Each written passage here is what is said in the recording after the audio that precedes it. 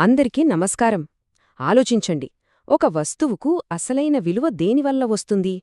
దాని ఖరీదా, లేకపోతే దాని వెనక ఉన్న జ్ఞాపకాలా? ఈరోజు మనం ఇలాంటి ఒక ప్రశ్నకు సమాధానం వెతకబోతున్నాం, ఒకే ఒక్క చెప్పు, చివరి సిగార్ ఈ కథతో.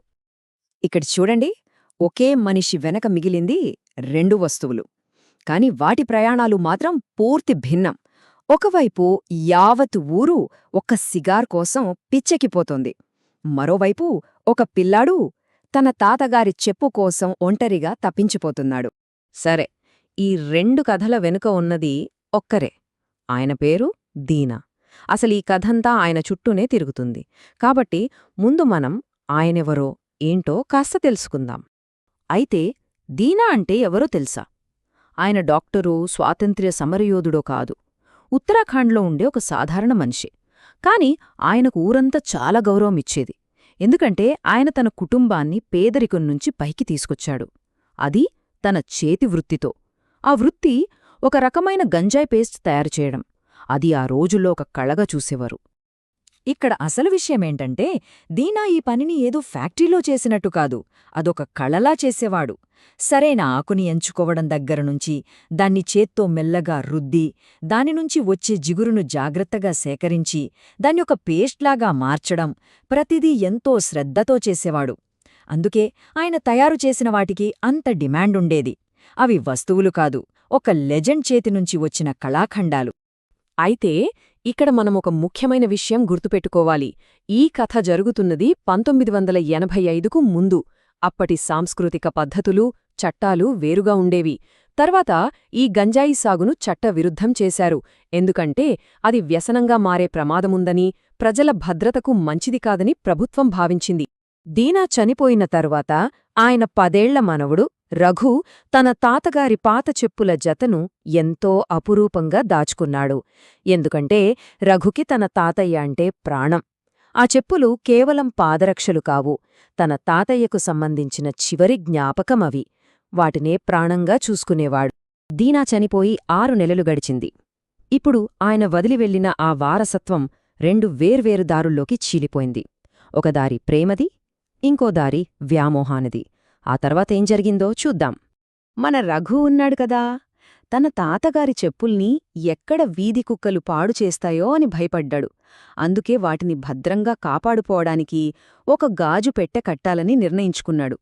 చూసేరా, తన ప్రేమ, తన భయం వాడిని ఆ పని చేయిస్తున్నాయి.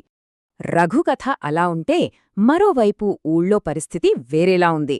దీనా తయారుచేసిన చివరి వస్తువులకు డిమాండ్ అమాంతం పెరిగిపోయింది.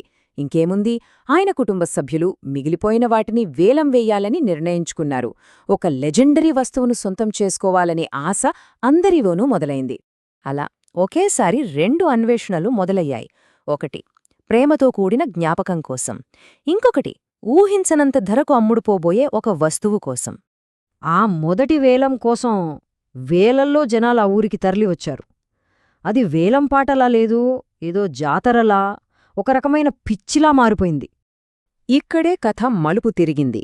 అదిక వస్తువు గురించి కాదు, ఎవరు గొప్ప, ఎవరి దగ్గర ఎక్కువ డబ్బుంది అన్న అహంకారపు పోరుగా మారింది.